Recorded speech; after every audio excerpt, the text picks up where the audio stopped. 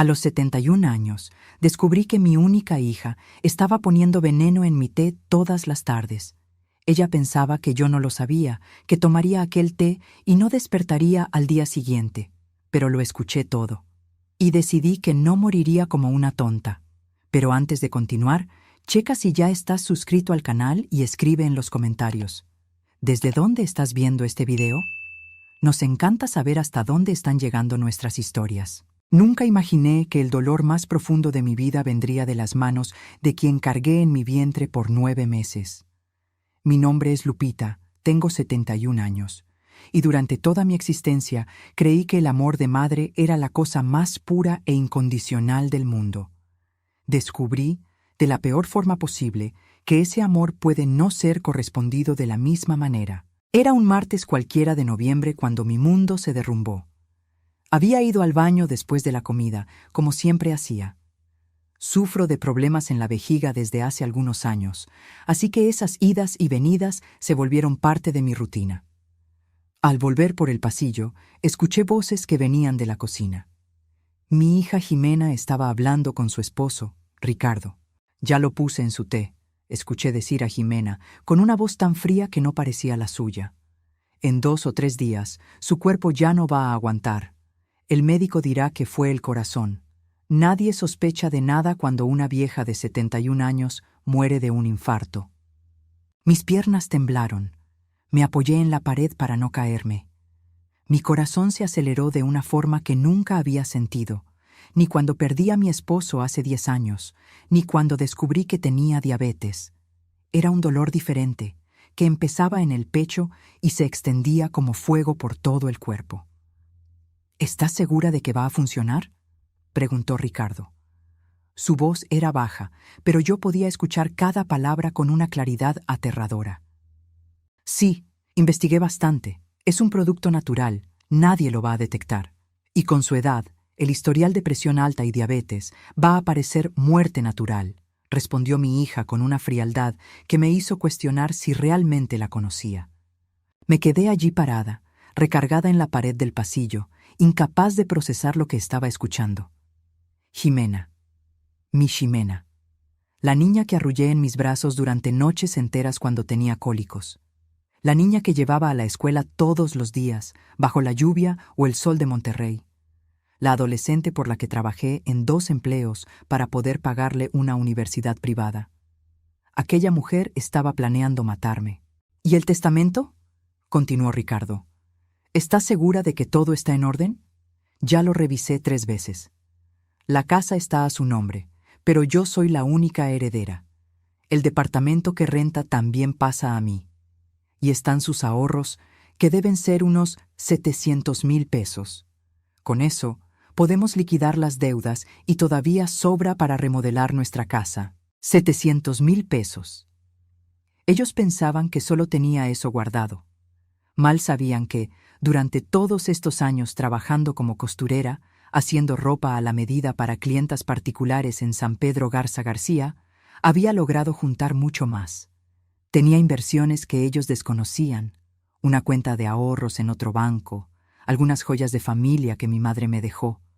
Pero lo que me dolía no era el dinero, era saber que, para mi hija, mi vida valía exactamente el precio de mi herencia. Volví a mi cuarto en silencio, como un fantasma en mi propia casa. Cerré la puerta despacio y me senté en la orilla de la cama. Mis manos temblaban tanto que apenas podía sostenerlas. Miré el buró al lado de la cama, donde estaba la taza de té que Jimena me había preparado media hora antes. «Mamá, te hice ese té de manzanilla que tanto te gusta», me había dicho con una sonrisa. «Bébelo mientras todavía está calientito, le hace bien a tu presión». La taza seguía ahí, llena. Yo había ido al baño antes de tomarlo, y gracias a Dios no había probado ni un trago. Tomé la taza con cuidado, como si fuera una bomba a punto de explotar, y la llevé al baño. Vacié todo el contenido en el inodoro y le jalé. Lavé bien la taza y la sequé con papel higiénico. Si ellos entraban al cuarto, tenían que pensar que me lo había tomado todo. Me senté nuevamente en la cama y empecé a llorar. No era un llanto fuerte, no podía serlo. Ellos no podían saber que yo había escuchado. Era un llanto silencioso, profundo, que salía de lo más hondo de mi alma. Lloré por la madre que fui y no fue valorada. Lloré por la hija que crié y no me reconocía. Lloré por la familia que pensé tener y que nunca existió de verdad. Pero entre las lágrimas, algo dentro de mí empezó a despertar. No era rabia, todavía. Era una determinación fría, calculadora. Si mi hija pensaba que yo iba a morir como una vieja tonta, estaba muy equivocada. Yo había sobrevivido a 60 años de trabajo duro, había criado a una hija sola después de que mi esposo murió, había superado la pobreza, la discriminación por ser mujer y tener que trabajar fuera de casa en los años 70, había ganado 1000 batallas. No iba a dejar que esta fuera mi última derrota.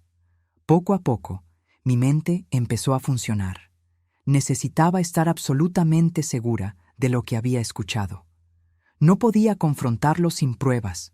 No podía acusarlos y darles la oportunidad de negarlo todo, de hacerme parecer una vieja loca, senil, que estaba imaginando cosas. Necesitaba pruebas concretas. Me levanté de la cama, me sequé las lágrimas y respiré profundo. Me miré al espejo y vi a una mujer de 71 años, con canas, arrugas alrededor de los ojos, manos callosas de tanto trabajar. Pero también vi fuerza en esos ojos. Vi resistencia. Vi a una sobreviviente. Abrí el cajón de mi cómoda y saqué una libretita vieja donde solía anotar recetas. Empecé a escribir. Fecha, hora, lo que había escuchado, palabra por palabra. Cada detalle era importante. Después, guardé la libreta en el fondo del cajón, debajo de mi ropa interior. Ellos nunca buscarían ahí. Cuando salí del cuarto, 15 minutos después, tenía la cara lavada y una expresión serena. Encontré a Jimena en la sala, viendo la tele. «Mamá, ¿te tomaste el té?», me preguntó sin quitar los ojos de la pantalla. «Sí, hija, estaba riquísimo, muchas gracias». «Qué bueno, te lo voy a hacer todos los días, le hace bien a tu salud». «Le hace bien a mi salud». Las palabras resonaron en mi cabeza con un significado completamente diferente. Me senté en el sillón y fingí ver la novela con ella, pero mi mente iba a 1000 por hora. Cada mirada que Jimena me lanzaba, cada palabra que decía, todo tenía un nuevo significado ahora. Estaba viendo a mi hija con ojos completamente nuevos. Ricardo llegó de la calle poco después. Me saludó con un beso en la mejilla, como siempre hacía. «¿Qué tal, doña Lupita? ¿Cómo se siente hoy?» «Bien, hijo, un poco cansada, pero nada del otro mundo. Tiene que descansar más. A su edad, es importante cuidar la salud». A mi edad. Como si 71 años fuera una sentencia de muerte. Como si yo ya debiera estar con un pie en el hoyo, facilitándoles el trabajo. Cenamos juntos esa noche, como hacíamos todas las noches. Ellos vivían conmigo desde que se casaron, hace 5 años. En ese entonces pensé que sería bueno tener compañía, no quedarme sola en esa casa tan grande en la colonia Vista Hermosa. Ahora entendía que había sido un error que podría costarme la vida. Durante la cena, observé cada movimiento de ellos. La forma en que Jimena cortaba mi comida en trozos más chicos, porque es más fácil para que usted mastique, mamá. La forma en que Ricardo siempre se ofrecía a traer mi medicina. «Deje que yo voy, doña Lupita, usted quédese sentada». Todo lo que antes parecía cuidado y cariño, ahora revelaba otras intenciones. ¿Cuántas veces lo habían intentado antes? ¿Cuántas veces pusieron algo en mi comida, en mi bebida, en mi medicina, y yo simplemente no me di cuenta? Empecé a recordar los últimos meses, los mareos que tuve en septiembre, las náuseas inexplicables en octubre, la vez que casi me desmayo en el baño y ellos dijeron que solo era mi presión que andaba sube y baja. ¿Será que ya me estaban envenenando poco a poco? ¿Será que el plan era viejo y yo apenas lo descubría ahora que estaban acelerando el proceso? Esa noche fue la más larga de mi vida. Me acosté en la cama, pero no pude dormir. Me quedaba imaginando cómo sería si me hubiera tomado aquel té. Sentiría dolor. ¿Cuánto tiempo tomaría? Fingirían tristeza cuando me encontraran muerta. ¿Llamarían a la ambulancia desesperados, actuando el papel de hija y yerno devastados? A la mañana siguiente, desperté con una decisión clara en la cabeza. No iba a morir, y no iba a dejar que ellos ganaran este juego. Pero para eso, necesitaba ser más lista que ellos. Necesitaba investigar, reunir pruebas, entender la magnitud de esta traición. El primer paso fue revisar mis cuentas de banco. Prendí la computadora que estaba en mi cuarto y entré a la banca en línea. Lo que vi me dejó con la sangre helada. En los últimos 6 meses se habían hecho retiros pequeños, de 2,000 a 5,000 pesos, siempre con algunos días de diferencia. Transferencias que yo no reconocía. En total, casi 60,000 pesos habían desaparecido de mi cuenta. ¿Cómo fue esto posible? Yo siempre fui cuidadosa con las contraseñas, pero entonces recordé. Jimena tenía acceso a mi computadora. Ella siempre decía que necesitaba usarla porque la suya estaba lenta, que necesitaba imprimir unos papeles del trabajo. Ella había visto mis claves, las había anotado, y me estaba robando desde hacía meses. No eran solo asesinos en potencia, eran rateros. Me venían robando poco a poco, mientras planeaban mi muerte para quedarse con el resto. Imprimí todos los estados de cuenta y los guardé en una carpeta escondida en mi closet. Después, cambié todas mis contraseñas. Puse claves complejas que ellos jamás adivinarían. Si intentaban hacer más retiros, no iban a poder. Al día siguiente, cuando Jimena me ofreció el té de la tarde otra vez, lo acepté con una sonrisa. Gracias, hija. Eres tan atenta conmigo. No es nada, mamá. Usted se merece todos los cuidados del mundo. Llevé la taza al cuarto y vacié el contenido en un frasquito que había separado especialmente para eso. Necesitaba pruebas físicas. No sabía todavía cómo le iba a hacer para analizar eso, pero sabía que tenía que guardarlo. Durante el resto de esa semana, establecí una rutina. Todas las tardes, Jimena preparaba el té. Todas las tardes, yo fingía tomarlo y guardaba el líquido en frascos diferentes, cada uno con la fecha. Al final de la semana, tenía 7 muestras. También empecé a poner atención en todo lo que comía y bebía. Empecé a consumir solo alimentos que yo misma preparaba o que veía cómo se preparaban de principio a fin. Cuando Jimena me ofrecía algo, lo aceptaba, pero discretamente me deshacía de ello después. Tirar comida dolía, pero mi vida dolía más. En la segunda semana, después del descubrimiento, me armé de valor e hice algo que nunca imaginé que haría. Contraté a un detective privado. Encontré un anuncio en Internet de un profesional discreto que hacía investigaciones familiares en la Ciudad de México. Agendé una cita en un café lejos de mi casa. El detective era un hombre de unos 50 años, apariencia común, el tipo de persona que olvidas a los 2 minutos de verla. Perfecto para su chamba, me imaginé. Le conté toda la historia.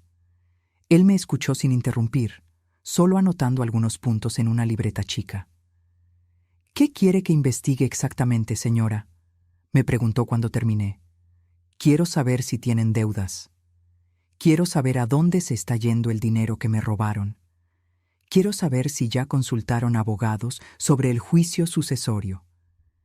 Quiero saber todo sobre sus vidas que claramente no sé. ¿Y sobre las sustancias en el té? ¿Quiere que las mande a analizar? ¿Puede hacer eso? Conozco un laboratorio particular que hace ese tipo de análisis. Sí, le va a costar unos 6,000 pesos por muestra». 6,000 pesos. Era caro, pero mi vida valía más que eso. Quiero que analice 3 muestras, las más recientes. ¿Y si da positivo a veneno? Ahí usted me dice qué hacer. Le entregué los 3 frascos, junto con una lista de todo lo que sabía sobre Jimena y Ricardo. Dirección del trabajo, placas de los carros, nombres completos, CURP, todo. «Voy a necesitar una semana», dijo él. «Me vuelvo a poner en contacto». Esa semana tuve que hacer el papel de mi vida, actuar normal, platicar con ellos como si nada hubiera pasado, aceptar el maldito té envenenado y fingir que me lo tomaba. Cada día era una tortura psicológica. Jimena empezó a comentar que me veía más pálida, más cansada. «Mamá, creo que debería ir al doctor. No se ve muy bien. Claro que quería que fuera al doctor. Así, cuando apareciera muerta, ya habría historial reciente de consultas, de estarme sintiendo mal. Todo muy bien planeado. Estoy bien, hija. Solo un poco cansada, pero es normal a mi edad. De todos modos, le voy a sacar una cita. Es importante hacerse un chequeo seguido. Me sacó la cita con mi doctor de siempre, el doctor Alberto, un señor de unos 60 y tantos años que me atendía en el Hospital Muguerza desde hacía más de una década. En la consulta, una semana después, me hizo los exámenes de rutina. Doña Lupita, sus exámenes están normales, la presión un poquito alta, pero nada de qué preocuparse. La diabetes controlada, usted está muy bien para su edad. Doctor, ¿le puedo hacer una pregunta? Me arriesgué. Si una persona de 71 años muriera de un infarto, ¿ustedes pedirían autopsia? Me miró con una expresión extraña. Depende. Si la persona tenía historial cardíaco, diabetes, hipertensión y vivía sola o con familia, probablemente no. A menos que hubiera algo sospechoso. ¿Por qué la pregunta, doña Lupita? Solo curiosidad. Vi un programa en la tele sobre eso, pero yo sabía que se había quedado con la duda. Tal vez eso fuera bueno. Tal vez, si algo me pasaba, él se acordaría de esta plática. 7 días después de la cita con el detective, me llamó. Doña Lupita, necesito hablar con usted en persona. ¿Puedo ir a su casa? No, prefiero que nos veamos fuera. ¿En el mismo café de antes? Claro, mañana a las 10. Esa noche, le avisé a Jimena que había quedado de verme con una antigua compañera de trabajo para echar el chisme. Ni me peló. Solo asintió con la cabeza mientras le movía al celular. El detective llegó puntual. Traía una carpeta gorda con documentos. Doña Lupita, tengo buenas y malas noticias. ¿Cuáles quiere primero? Las malas. Las 3 muestras de té dieron positivo a digitálicos en dosis tóxicas. Es un compuesto que se encuentra en algunas plantas, como la dedalera. En dosis chiquitas se usa como medicina para el corazón. En dosis grandes, causa arritmia, paro cardíaco. Y es casi indetectable en autopsias comunes, especialmente en personas con historial de problemas del corazón. Mis manos empezaron a temblar. Yo lo sabía, pero escuchar la confirmación era diferente. ¿Y las buenas noticias? Están hasta el cuello de deudas. Su hija tiene 2 tarjetas de crédito a tope, sumando casi 300,000 pesos. Su esposo tiene un préstamo de nómina que le quita el 40% de su sueldo. Han dejado de pagar la mensualidad del carro 3 veces en los últimos 6 meses. Y hay más. Visitaron 4 inmobiliarias diferentes en las últimas semanas, preguntando cuánto vale su casa. Abrió la carpeta y me enseñó fotos. Jimena y Ricardo entrando y saliendo de inmobiliarias. Documentos enseñando las deudas, estados de cuenta de tarjetas con compras de ropa cara, restaurantes, viajes a Cancún. Han estado viviendo por encima de sus posibilidades durante años, continuó el detective. Y usted ha sido su banco.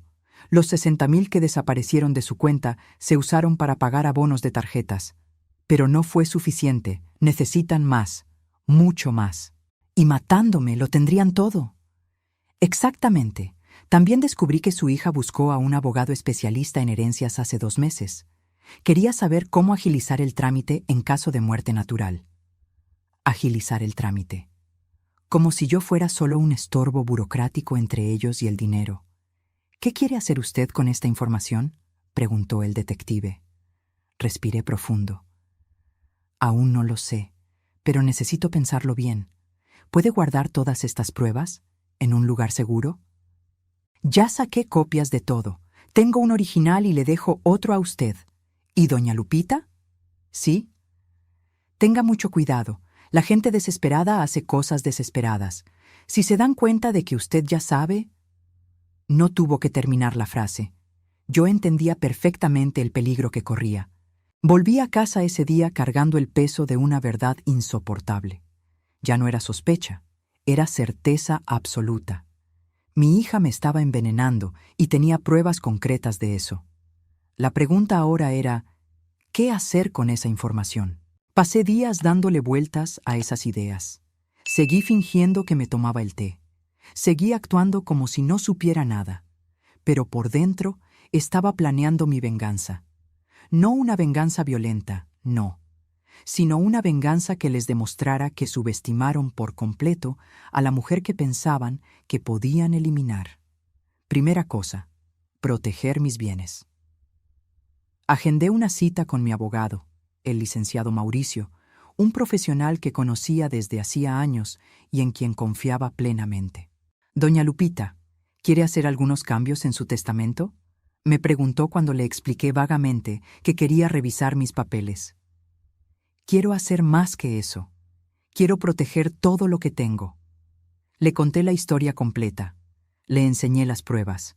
Vi el impacto en su cara. Válgame Dios, doña Lupita, tiene que denunciar esto de inmediato. Voy a denunciar. Pero primero tengo que protegerme. Si algo me pasa antes de que actúe, quiero que ellos no reciban absolutamente nada. Trabajamos juntos en los cambios. Primero, transferí la mayor parte de mi dinero a una cuenta en otro banco, a nombre de una empresa fachada que creamos. Era legal, solo una forma de proteger los recursos. Segundo, cambié el testamento. Dejé el 80% de todo a instituciones de beneficencia que cuidan a adultos mayores abandonados. El otro 20% para mi sobrino Marcos, hijo de mi hermana, un muchacho honesto que siempre fue muy cariñoso conmigo. Para Jimena le dejé exactamente $1 y una carta explicando el motivo.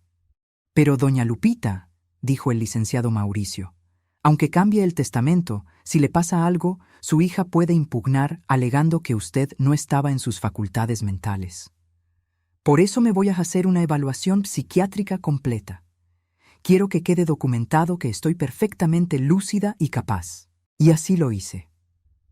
Pasé por 3 psiquiatras diferentes, todos certificando mi perfecta salud mental. Guardé todos los dictámenes con el licenciado Mauricio. La segunda parte del plan era más delicada. Quería pescar a Jimena y Ricardo con las manos en la masa, con pruebas irrefutables que ni el mejor abogado del mundo pudiera pelear. Compré cámaras escondidas por internet. Diminutas, imposibles de detectar.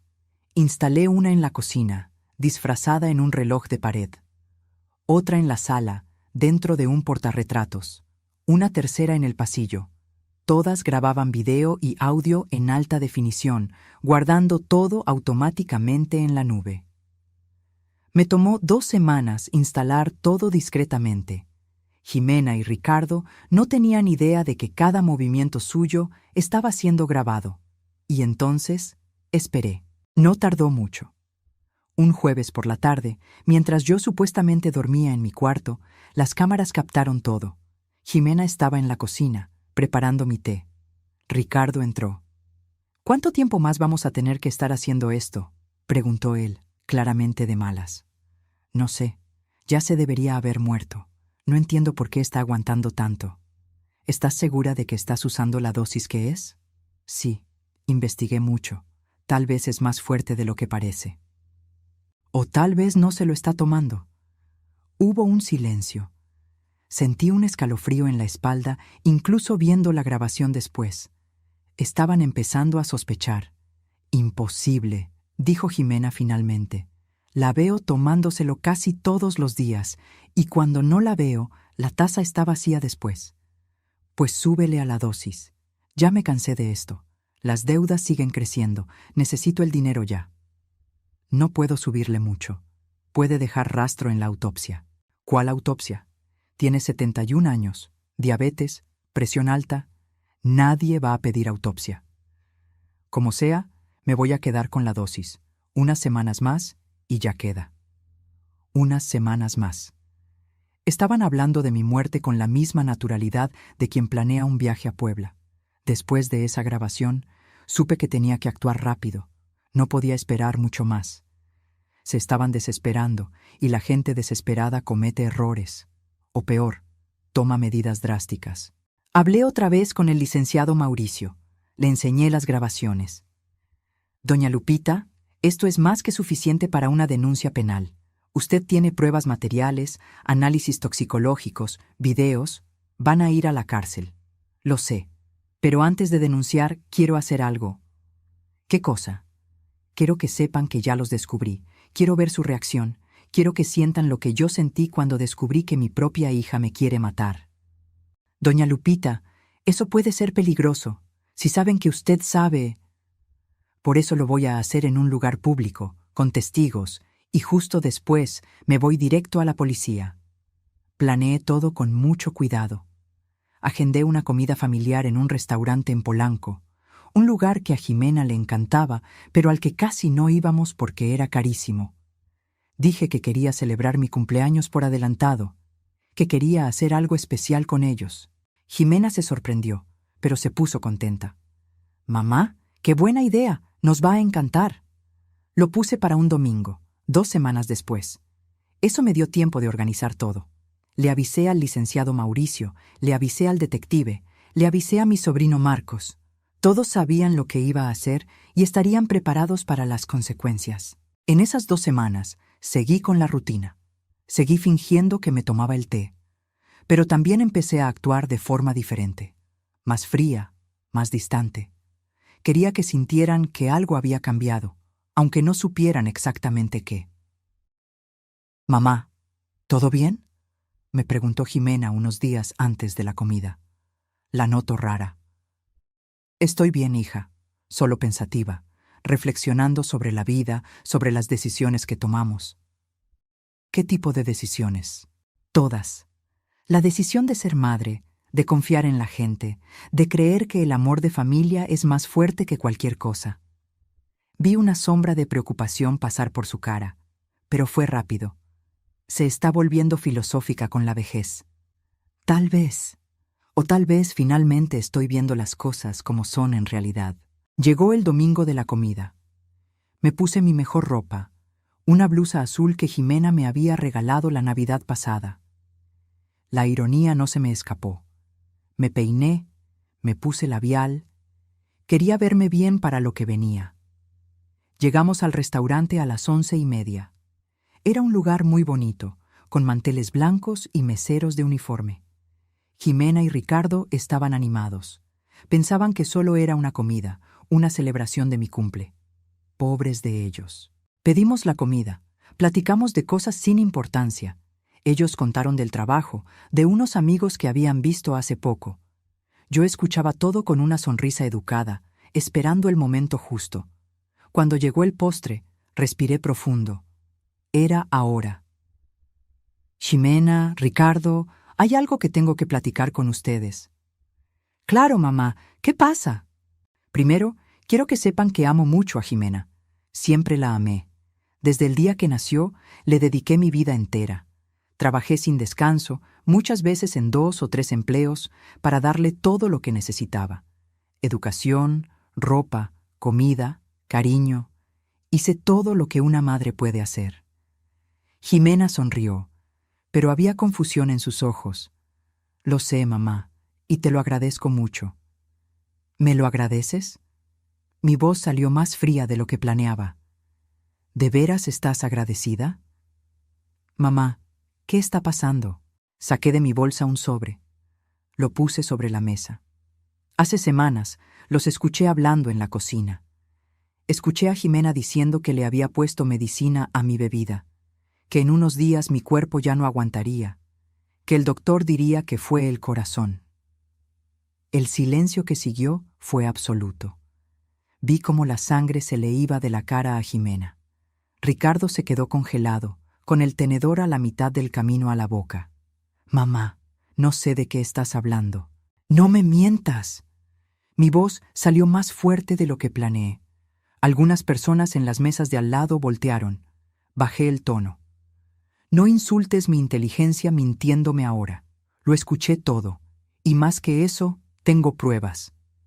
Abrí el sobre y regué algunos documentos en la mesa. Dictámenes toxicológicos, fotos de ellos en inmobiliarias, estados de cuenta enseñando los robos de mi cuenta. Me han estado envenenando por semanas, poniendo digitálicos en mi té todas las tardes. ¿Creen que no me di cuenta? ¿Creen que soy tan tonta? Mamá, esto es un malentendido. Jimena estaba blanca como el mantel. ¿Malentendido? Tengo 3 muestras de té analizadas en laboratorio. todas con dosis tóxicas de veneno. Tengo videos de ustedes hablando de subirle a la dosis. Tengo documentos enseñando que consultaste abogados sobre mi herencia. Planearon mi muerte hasta el último detalle. Ricardo intentó levantarse, pero lo interrumpí. Siéntate, no he terminado. Mi voz ya estaba firme. Todo el dolor, toda la rabia de las últimas semanas se estaba convirtiendo en una determinación fría. 60,000 pesos me robaron de mi cuenta. Compraron ropa, cenas caras, viajes, todo con dinero que me quitaron mientras planeaban matarme para quedarse con lo demás. Me dan asco los dos. Mamá, por favor. Jimena ya estaba llorando. Lágrimas de cocodrilo, pensé. Lágrimas de quien fue atrapada, no de quien se arrepiente. No me digas, mamá. Una madre cría, ama, protege. ¿Y una hija? Una hija debería honrar, cuidar, amar de vuelta. Me traicionaste de la peor forma posible. Me envenenaste, me robaste, planeaste mi muerte. Saqué otro sobre. Este es el Nuevo Testamento. Ustedes no van a recibir nada. 0. Todo se va a la caridad y para mi sobrino Marcos. Y cambié todas las claves de las cuentas. No van a poder robarme ni un centavo más. Usted no puede hacer eso. Ricardo finalmente habló con la voz temblando de coraje. Puedo y lo hice.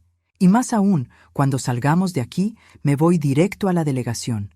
Voy a entregar todas las pruebas. Los van a meter a la cárcel por intento de homicidio calificado, fraude, abuso contra adultos mayores. Les pueden dar de 10 a 20 años.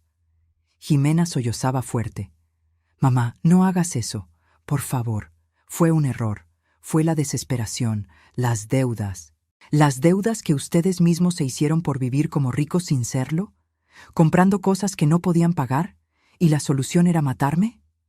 Te lo íbamos a pagar todo de vuelta.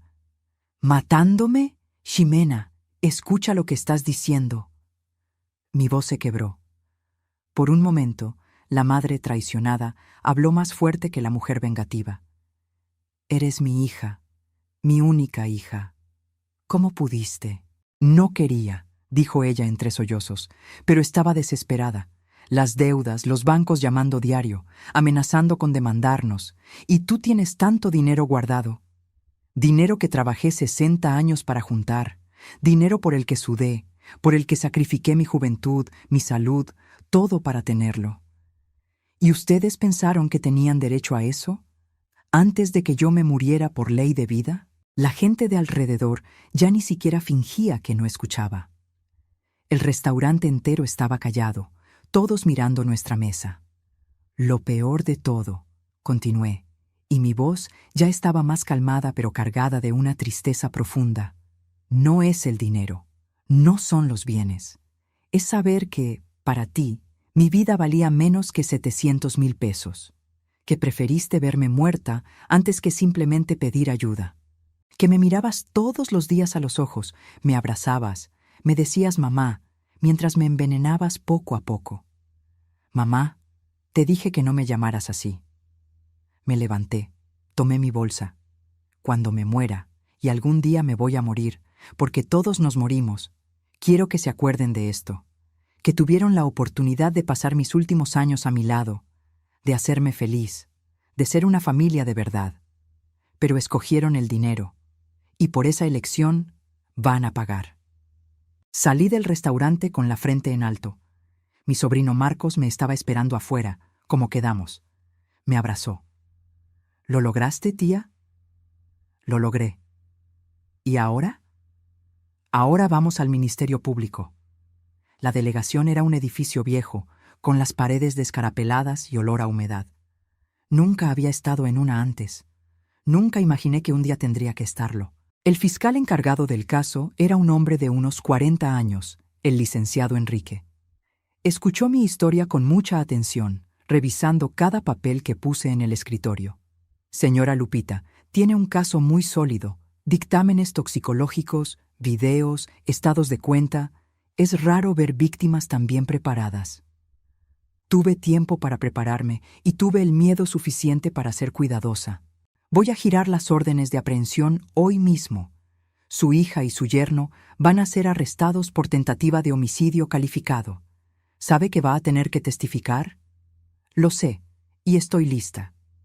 También voy a recomendar una orden de restricción. No pueden acercarse a usted. Ellos viven en mi casa. Ya no más.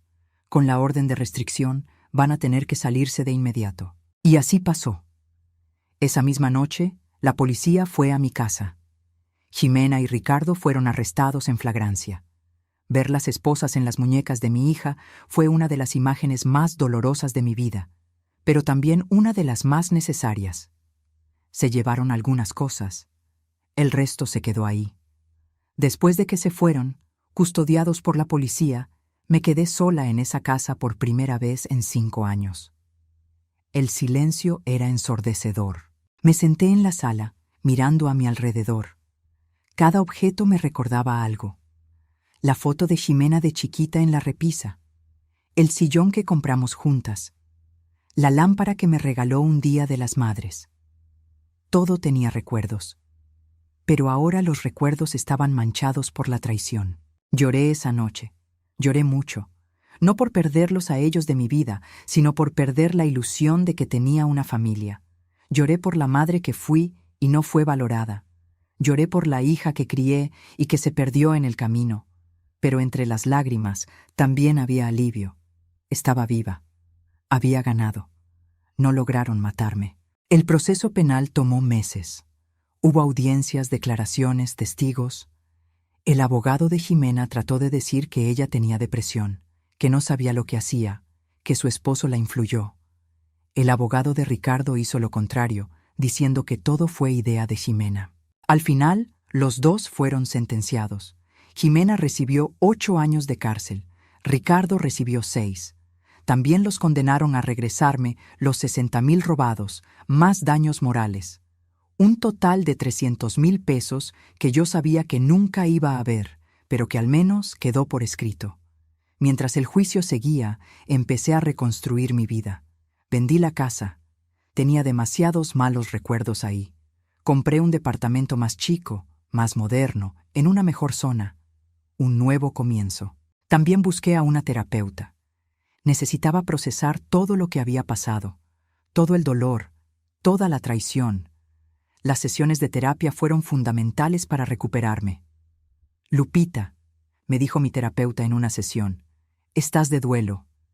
Estás de duelo por la hija que tenías y que te diste cuenta que nunca existió realmente. Eso es normal. Date permiso de sentir ese dolor. Y lo sentí. Pero también empecé a mirar hacia adelante. Retomé actividades que había dejado. Regresé al coro de la iglesia. Empecé clases de pintura. Adopté a un perrito, un callejero que encontré en un refugio, y le puse Sol. Se volvió mi compañero fiel. También me acerqué más a mi sobrino Marcos. Él tenía 35 años, estaba casado y tenía 2 hijos chiquitos. Empecé a ir a su casa, a participar en la vida de esa familia que me recibió cuando la mía me rechazó. Tía Lupita, me dijo Marcos una vez, eres un ejemplo para todos. Ver tu fuerza, tu capacidad de empezar de nuevo a los 71 años, es inspirador. No tuve otra opción, Marcos. O empezaba de nuevo o me moría, de una forma o de otra. Siempre hay opción. Mucha gente en tu lugar se hubiera rendido, se hubiera dejado amargar. Tú elegiste vivir.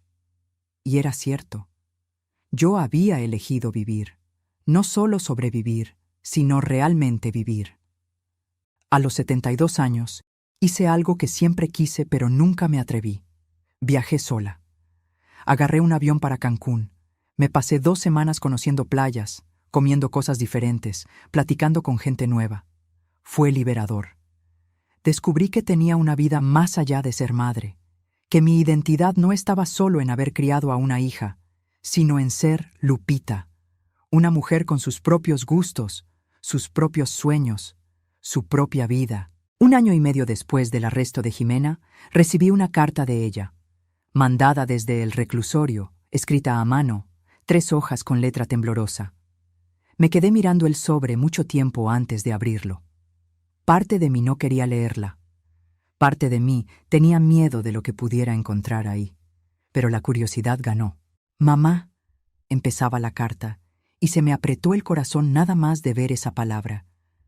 Sé que no tengo derecho a decirte así, sé que no merezco tu atención, y mucho menos tu perdón. Pero tengo que escribir esto.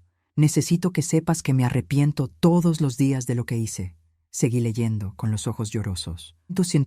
Aquí en la cárcel he tenido mucho tiempo para pensar, para entender de verdad la monstruosidad que planeé. No hay excusas, no hay justificaciones. Fui egoísta, ambiciosa, cruel. Intenté quitarle la vida a la persona que me dio la mía. No hay crimen más grande que ese. Pienso en ti todos los días, en cómo era todo antes, en cómo trabajabas tanto para darme todo, en cómo desperdicié todo el amor que recibí. Entiendo si nunca me puedes perdonar, entiendo si nunca me quieres volver a ver, pero quería que supieras, me arrepiento. Desde el fondo de mi alma, me arrepiento. La carta seguía por 2 hojas más, detallando su arrepentimiento, contando cómo la cárcel había cambiado su forma de ver las cosas, cómo ahora veía claramente el error que cometió. Doblé la carta despacio. No lloré. Solo me quedé sentada, pensando. Perdonar. La palabra me daba vueltas en la cabeza. Mi terapeuta me lo había dicho varias veces. Lupita, perdonar no es por la persona que se equivocó, es por ti, para que puedas seguir adelante sin cargar el peso del odio. ¿Pero podía perdonar? ¿Podía perdonar a quien intentó matarme? Me tomó semanas pensarlo. Hablé con mi terapeuta, con el padre de la iglesia, con Marcos. Todos tenían opiniones diferentes. Unos decían que perdonar era básico para mi paz, otros que algunos actos eran imperdonables. Jimena, escribí, recibí tu carta, la leí varias veces. Quiero que sepas que creo en tu arrepentimiento. Creo que en estos meses en la cárcel de verdad entendiste la gravedad de lo que hiciste. Pero entender no borra las cosas. Arrepentirse no deshace lo hecho. Te perdono. Te perdono porque guardar rencor me está consumiendo por dentro y elijo mi paz mental por encima de todo. Pero perdonar no significa olvidar. No significa que podamos volver a tener la relación de antes.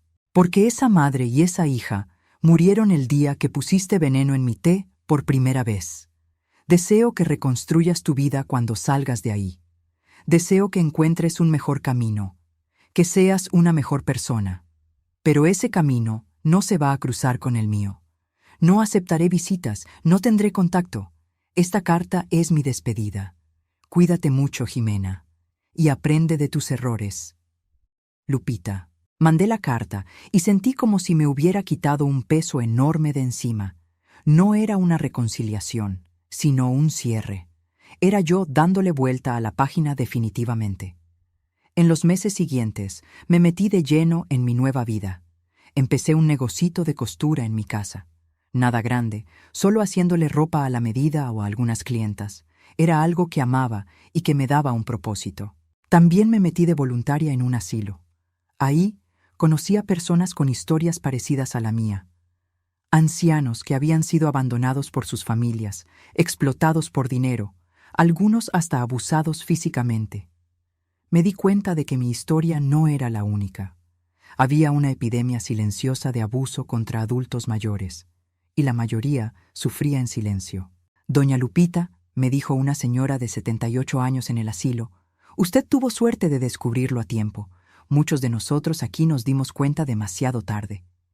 Empecé a usar mi historia para ayudar a otros. Di pláticas en centros comunitarios sobre las señales de abuso financiero contra adultos mayores, sobre la importancia de proteger sus bienes, sobre tener el valor de denunciar aunque el abusador sea un familiar. Familia no es quien comparte tu sangre, decía yo en esas pláticas. Familia es quien te ama, te respeta, te valora, y si alguien no hace eso, no merece el título de familia, sin importar los lazos de sangre. Mi historia se empezó a correr. Los periódicos locales sacaron notas. Di algunas entrevistas, siempre con el objetivo de concientizar a otros abuelitos sobre los peligros y sobre sus derechos.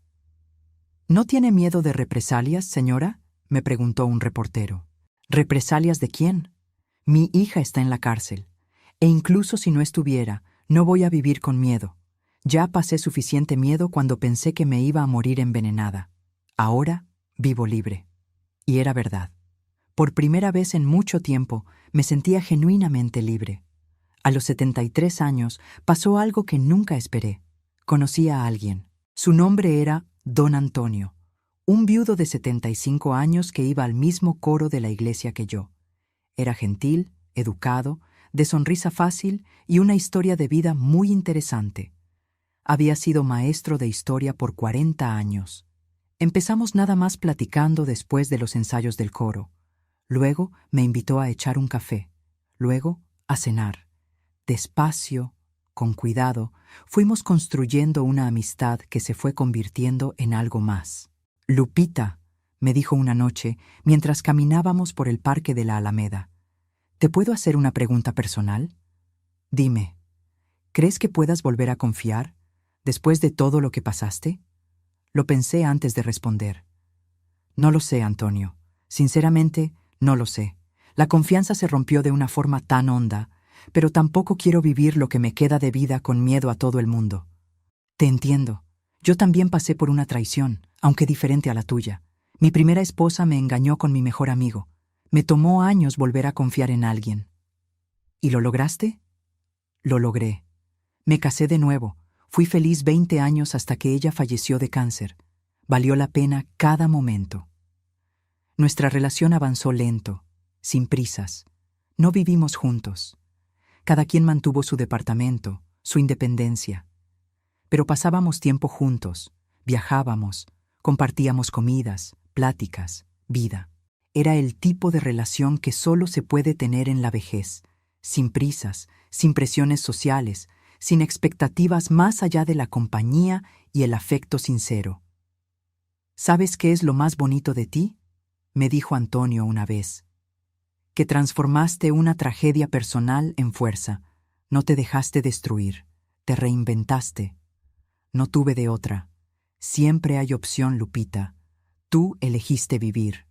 Mucha gente en tu lugar hubiera preferido rendirse. Tenía razón, yo había elegido vivir. Y estaba viviendo al máximo. Mi cumpleaños número 74 fue especial. Marcos organizó una fiesta sorpresa. Juntó a amigos del coro, del grupo de costura, del voluntariado. Antonio estaba ahí, claro.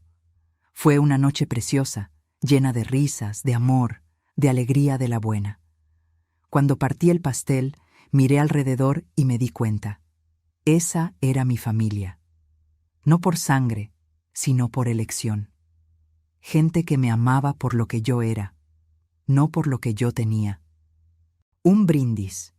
Marcos levantó su copa. Por la tía Lupita, la mujer más fuerte que conozco, que nos enseñó que nunca es tarde para empezar de nuevo, para elegir nuestra dignidad, para vivir de verdad. Todos levantaron sus copas. Yo estaba llorando, pero eran lágrimas de felicidad. Felicidad real, algo que no sentía hacía mucho. Esa noche, acostada en mi cama con sol enroscado a mis pies, pensé en todo lo que había pasado, la traición, el dolor, el miedo, pero también la superación, el renacimiento, la nueva vida que construí. No me arrepentí de haber denunciado a Jimena. No me arrepentí de haber elegido mi vida por encima del amor de madre, porque me di cuenta de que el amor verdadero nunca me pediría que sacrificara mi vida, mi dignidad, mi seguridad. Jimena salió de la cárcel cuando yo tenía 76 años. Cumplió 5 años y le dieron libertad condicional. Lo supe por Marcos, que estuvo al pendiente del caso. «Quiere hablar contigo, tía». «No». «Dice que cambió, que quiere pedirte perdón». «Marcos, deseo que de verdad haya cambiado. Deseo que rehaga su vida. Pero no quiero ser parte de esa vida. Yo ya seguí adelante. Ella tiene que hacer lo mismo». Él entendió y respetó mi decisión. Supe que Jimena se mudó a otra ciudad, consiguió un trabajo humilde en una fábrica de ropa. Estaba tratando de reconstruir su vida. Qué bueno por ella, de verdad, pero lejos de mí. Algunos dirán que soy dura, que no tengo corazón, que una madre debería perdonar todo, pero yo digo, perdonar no es olvidar. Perdonar no es volver a poner tu vida en riesgo. Perdonar es soltar la rabia. pero también es poner límites sanos. Y mi límite era claro, no quería a Jimena en mi vida. Hoy, a mis 77 años, miro hacia atrás y veo un camino que nunca imaginé que recorrería. De los 71 a los 77 cambié mi vida por completo, no por gusto al principio, sino por necesidad. Y de esa necesidad nació una versión de mí que es más fuerte, más independiente, más feliz. Mi rutina ahora es sencilla, pero me llena. Me levanto temprano, hago café, saco a Sol a pasear. Trabajo unas horas en la costura. Por la tarde, o voy al voluntariado o me veo con Antonio para un café, una caminata, una plática. 2 veces por semana tengo ensayo del coro. Una vez al mes viajo a algún lugar nuevo, a veces con Antonio, a veces con Marcos y su familia, a veces sola. Descubrí que me encanta viajar sola. La libertad de hacer lo que quiera, cuando quiera, sin tener que darle explicaciones a nadie. Económicamente estoy tranquila. El dinero que salvé, que protegí, está bien invertido. Vivo de los puros intereses sin tener que tocar el capital. Y cuando me muera, dejaré un legado para las causas que importan, para la gente que de verdad le importo. Aprendí lecciones valiosas en estos 6 años. Aprendí que la familia no es solo la sangre, que el respeto es la base de cualquier relación, que nunca es tarde para empezar de nuevo, que la dignidad no tiene precio. Aprendí que hay mucha gente como yo, abuelos siendo explotados, abusados, maltratados por sus propias familias. Y aprendí que podemos cambiar eso alzando la voz, contando nuestras historias, animando a otros a que también se protejan. Por eso estoy contando mi historia ahora, para que otros adultos mayores sepan, no están solos, tienen derechos, merecen respeto, y nunca, jamás, es demasiado tarde para elegir su dignidad. Si tú estás pasando por algo parecido, si sospechas que alguien te está quitando tu dinero, si sientes miedo de la gente que debería cuidarte, tenlo claro, puedes actuar. Documenta todo. Busca ayuda legal, confía en tu instinto, y si es necesario, ten el valor de alejarte. Perder a una hija fue el dolor más grande de mi vida, pero descubrir que esa hija nunca existió realmente, que el amor que sentí nunca fue correspondido como merecía, eso fue liberador. Doloroso, pero liberador. Hoy, cuando me veo al espejo, veo a una mujer diferente a la de hace 6 años. Veo el pelo más blanco, más arrugas, pero también veo fuerza, veo resiliencia, veo a alguien que sobrevivió a lo que muchos considerarían insoportable, y veo a alguien que está feliz, genuinamente feliz. Antonio me pidió matrimonio el mes pasado. A los 77 y 79 años, respectivamente, a algunos les parecerá una tontería, pero para nosotros tiene todo el sentido. No vamos a vivir juntos, ni mucho menos, pero queremos hacer oficial nuestro compromiso el uno con el otro, nuestro amor, nuestra compañía. Lupita, me dijo cuando me lo pidió, quiero pasar los años que me queden al lado de alguien que eligió vivir, incluso cuando lo más fácil era rendirse. Alguien que me inspira a ser mejor cada día. Le dije que sí. Y en 3 meses tendremos una ceremonia chiquita, solo para los amigos más cercanos y nuestra familia elegida.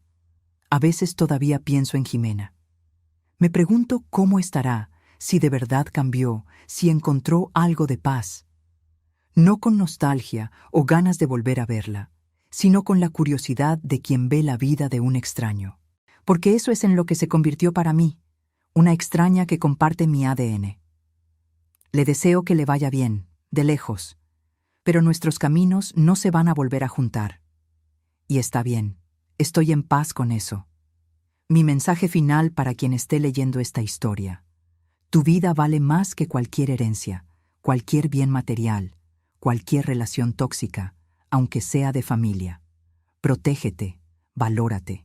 Y si hace falta, ten el valor de empezar de nuevo, no importa la edad que tengas. Yo empecé de nuevo a los 71, y estos han sido los mejores años de mi vida, no por las cosas materiales, no por grandes logros, sino por la simple libertad de vivir sin miedo, rodeada de gente que me ama de verdad, Si yo pude, tú también puedes. La vida sigue. Y puede ser buena, muy buena, a pesar de todo. Si te gustó esta historia, por favor dale like a este video y suscríbete al canal. Deja un comentario contando qué te pareció y compártelo con alguien que necesite escuchar esto. Y si de verdad te gustó el contenido, considera hacerte miembro de nuestro canal para tener acceso a contenido exclusivo y ayudarnos a seguir creando historias que llegan al corazón. Gracias por vernos y hasta la próxima.